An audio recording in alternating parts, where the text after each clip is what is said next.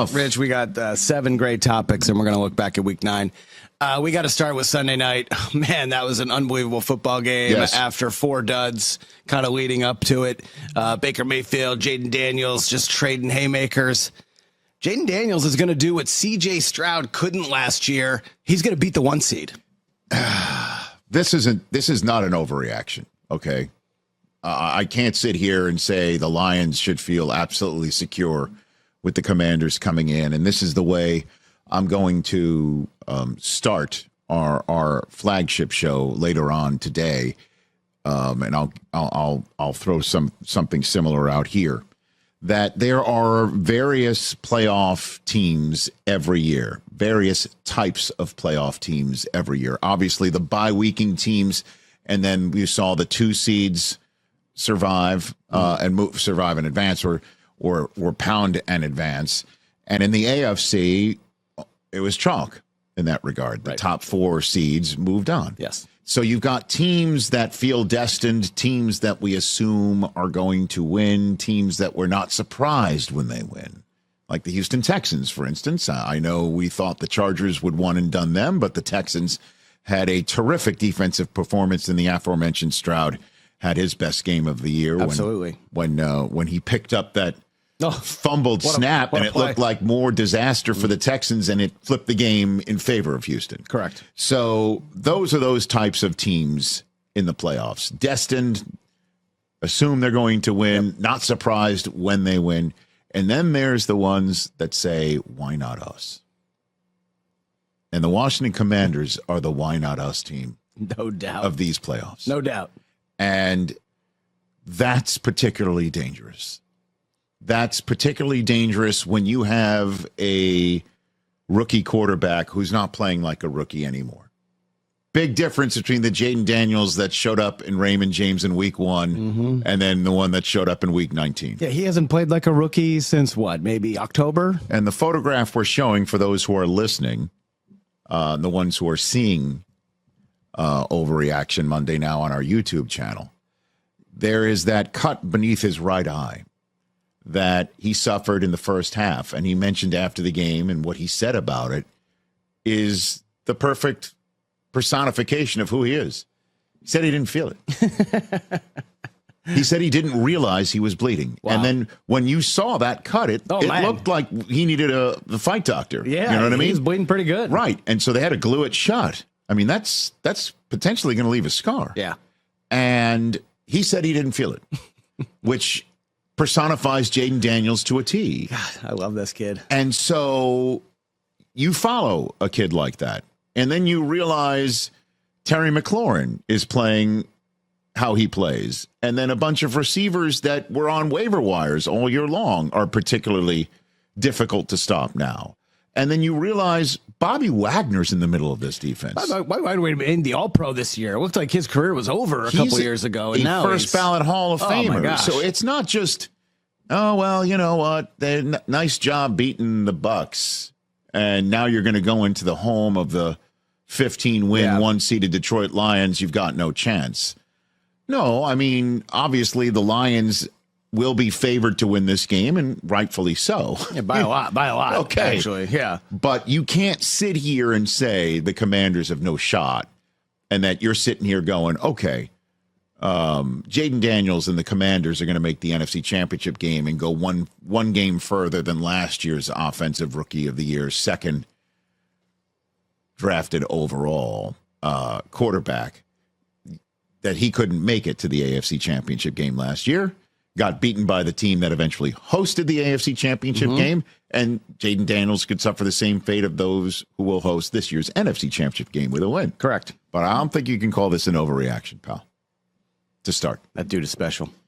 He particularly is, and he is the first rookie quarterback to win his first game on the road since Russell Wilson beat the previous Washington Heisman. This is my 22nd year with NFL Network. Congratulations. Thank you. The reason why I mention it is I've been around the NFL playoff block for a while. There's all forms of NFL playoff teams and Lombardi hopefuls. out there. There are obviously the 2 bye-week teams that we're all expecting to maybe make it to New Orleans, and 76% of all Super Bowls have included a 1 seed. And then there are those who we expect to win after a terrific regular season, and thus they are 100% Super Bowl threats to win it all. You have teams that are division winners, and you expect to see them win. There are some division winners that might surprise you because a lot of people thought, let's say, the Los Angeles Chargers had more of a head of steam and a better way of getting to the playoffs than the Houston Texans did. It turned out to be chalk in the AFC side of things in the wild card weekend. The seeds 2, 3, and 4 all held their home turf. And the Eagles hold their home turf. And we'll see what happens tonight with the Rams. Okay? So, there are teams that you expect it, and there are teams that when they win, it's a bit of a surprise, but they've won a division. And then you've got the teams that say, why not us? And that's your Washington Commanders in these playoffs. Why not us? Because they are a threat. When you've got a why not us team, I mean, you've seen them. You've seen them. The Ben Roethlisberger, final Bill Cowher, Pittsburgh Steelers, why not us? The New York Giants with Eli Manning, why not us? Chris Brockman's New England Patriots, Tom Brady's first run. Absolutely. Why not us against the greatest show on turf? And then every other Tom Brady Super Bowl championship team, they were saying, why not us about themselves, while the rest of the NFL universe is like, what are you talking about? Why not you? It's only you. I don't appreciate that. Okay. Shot. But I'm just pointing out there's been a lot of why not us. True. Even for the same franchise that's being dynastic with the why not us. You might even see the Chiefs right now are saying, why not us? You're saying it. Well, some people manufacture it to put a chip on their shoulder, and then you got the Commanders sitting there with their grown-ass man, rookie quarterback who dropped his Huggies a long time ago in Jayden Daniels. He is the 100% leader in the why not us clubhouse. For this team that Terry McLaurin's been waiting his whole professional career for him to show up. And everybody's got to have their head on a swivel. Zacchaeus had his head on a swivel against the Falcons. And, now this kid that's definitely sitting there on everybody's waiver wire at the end of your season, De'Ami Brown, had 5 catches, 89 yards, and a receiving touchdown last night. I'm sure, Commanders fans weren't terribly happy earlier in the day when the Eagles' first touchdown of the playoffs was Jahan Dotson. You're thinking maybe it's not us when stuff like that happens, as you are hate watching the Eagles, Commanders fans. But Jayden Daniels, 268 passing yards, 36 rushing yards, a couple of touchdowns, 1 on 4th down at the end of the game. Commanders are they're just wild to watch, period. They went for it on 4th down 5 times on Sunday night, including the 4th down to go ahead to Terry McLaurin.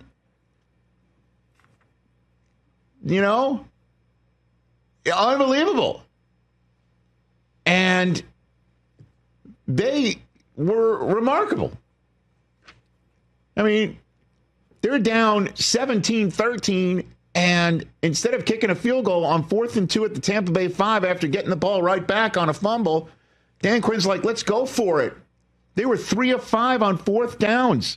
They are the first team since 1991 to win a playoff game in which they had at least 5 or more 4th down attempts. Everyone else who's done that is 0-8. The Commanders now made it 1-8 because they believe in this kid. And the personification of Jayden Daniels' coolness isn't, what everybody's talking about, that when Gonzalez doinked them to Detroit with the field goal at the end, that he didn't even smile. It's this. He got a cut on his cheek last night, and it looked like they needed Ferdy Pacheco on the sideline. He's the fight doctor. Looked like they needed him to sit in the corner and have this cut attended to. That's how it looked pretty deep at one point to me. I missed the cut. I thought it was a tribute to Nelly, the way he had the Band-Aid under his eye at first. And after the game, does this personify Jayden Daniels or what? Hit it. What happened there? I don't know. I didn't know I was bleeding until they told me, so I wiped it and was like, oh, I'm bleeding. Stitches or? Nah. There you go. Wow. He didn't even know he was bleeding. He didn't have time to bleed, Rich. That's right. You know what I mean? Nobody makes me bleed my own blood. Why not us? One of the most dangerous types of playoff teams. Too young to know what they should know. Right. Not old enough to know what they don't know.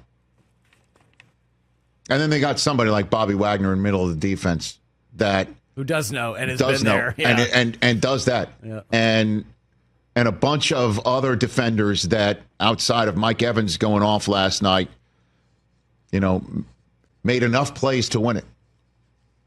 And the Bucs were the ones who made the mistakes.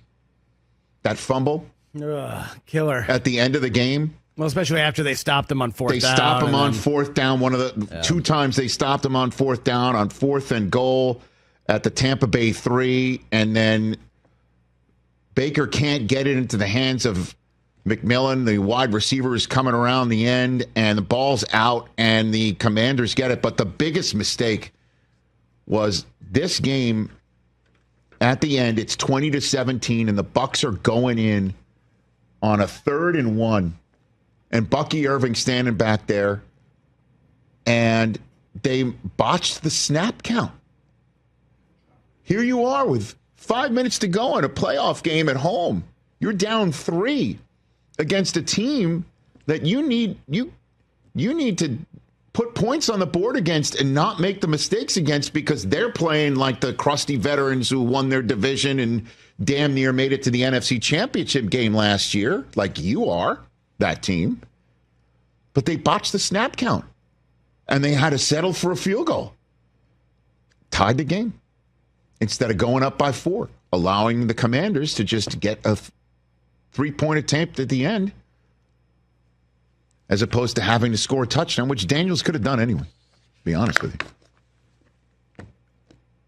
And the Commanders now go on, and they're going to Detroit, and listen, they're the personification of wild card. They're a wild card. I mean, good luck.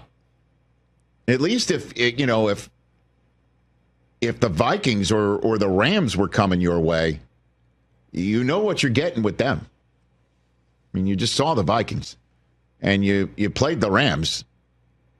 First game this year, last game last year for them. The Commanders are just like having a load of house money sitting in front of them.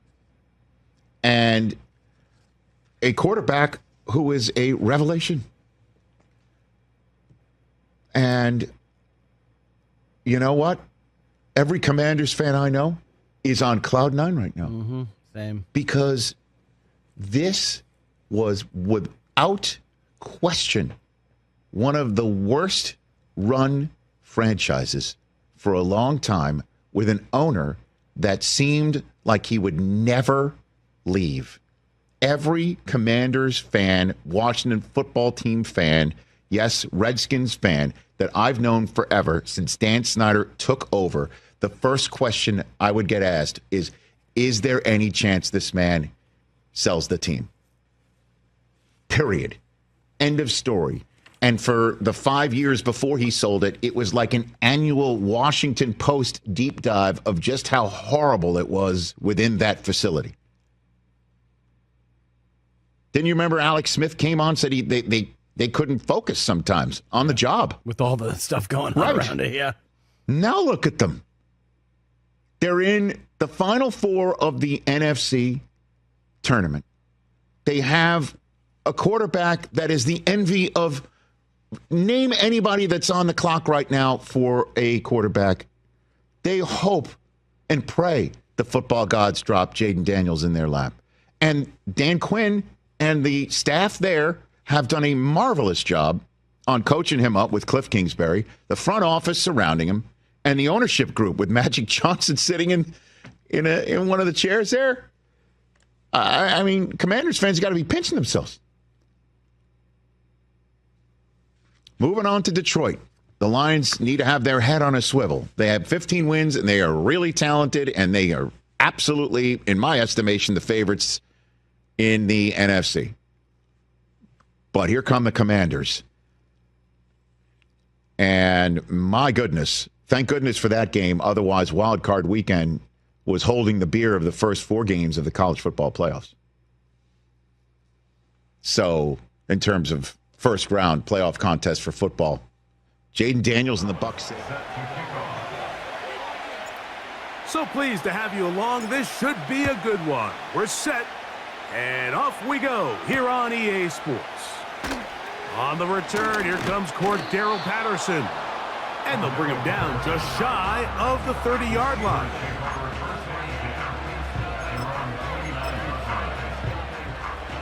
So they come to the line for first down and 10.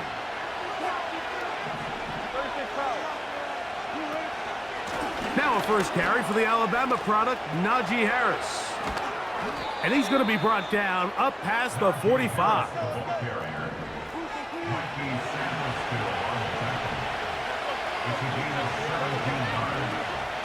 On first down, right back to Harris. And he'll get forward for a couple. It's second down.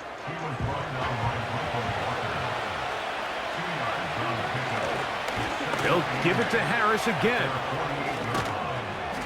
And they're going to work this down inside the 45.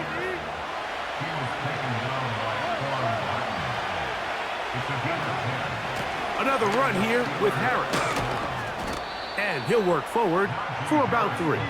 It's second down.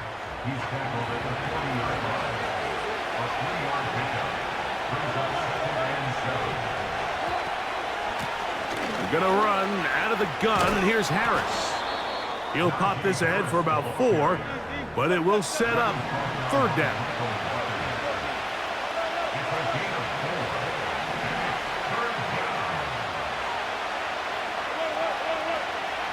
Out of the gun, here's Russ. That is hot! And he will get into the end zone. Calvin Austin. Touchdown, Steelers. Chris Boswell on for the point after. It's up and good. And the Steelers will take a 7-0 lead. Boswell now following the touchdown. Back out to kick this one off. This kick is fielded in the end zone, but no move to bring it out. It's touchback, and that ball will come out to the 30-yard line.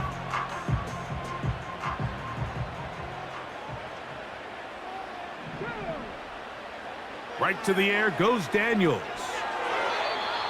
They try to set up the screen, but this one doomed from the start.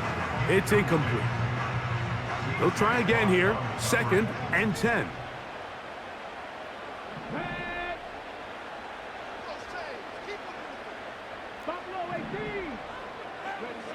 Operating from the gun, it's Daniels. And that's going to be incomplete. Coverage was good that time. The contact jarring the ball loose and forcing third down. Luke McCaffrey, the intended receiver. Now it's going to be third down.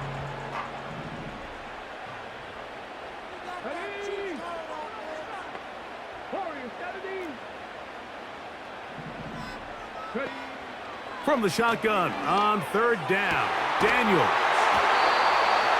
15-yard pickup there. First down, Washington. And this is what you can do when you have one of the best receivers in the game. You understand that even if the coverage is not perfect for the play call, sometimes it's just as simple as my guy is better than your guy, and we're going to just keep giving him a chance. Off he goes.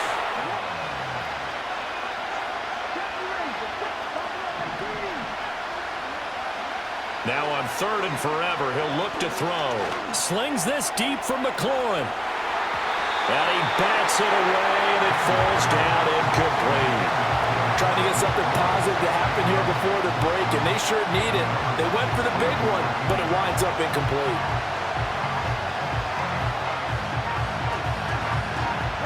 And likely time for one final play here in the half, so they will go for it on 4th down.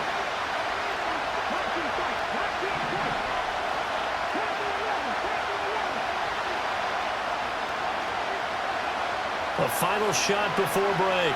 Daniels slings this deep from McLaurin. And got his man complete. He's to the 15. And he's in for the touchdown. Because it is so simple. It's something that these two have done and thrown together for years and years. Maybe not to each other, but since Pop Warner. They've been running the go route. Just run right by him, and if you're even, you're leaving, and I'm going to drop it right over the top. Now to throw. And the conversion is no good as that pass falls incomplete. Going to be a little armchair quarterback after that call. Looked like the defense knew exactly what was coming. Well, time making this all but impossible, but they're going to try for the onside kick here anyway. And this is going to be covered up by the Commanders. That should just about lock up the win.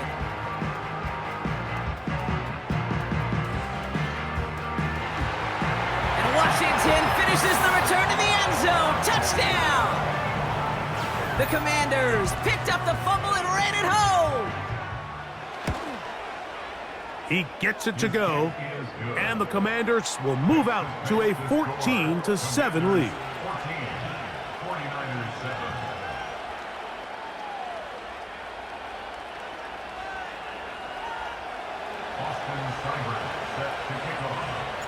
Seibert now following the touchdown. He's out to kick it away. And we'll see a return here from his own end zone. Not much on the return. They'll stop him at the 17.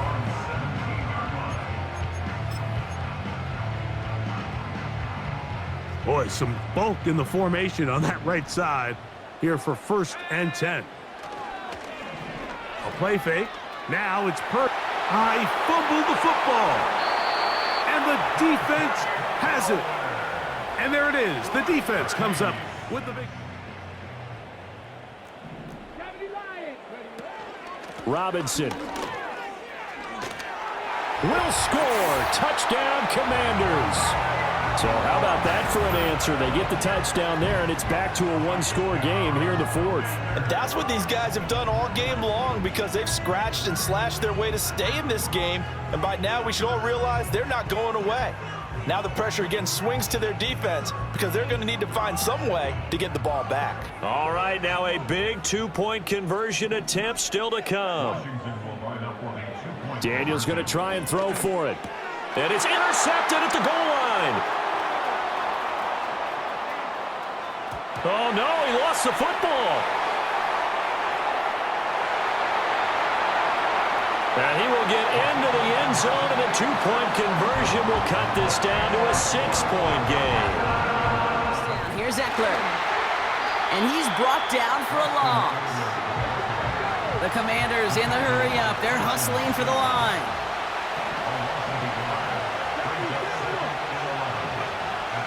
To throw. That's complete. Here's Brown.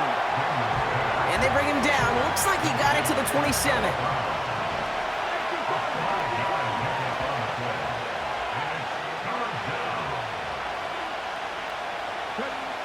Here he is to throw. Someone got a piece of that downfield throw, but it is caught anyway. And that's a Washington touchdown. So there's part one, Brock. They get the touchdown that they desperately needed. Now, you'd imagine, comes a try for two. Yeah, and this might be just as tough as to go get that touchdown they just did because, well, they work on two-point conversions, but they're difficult.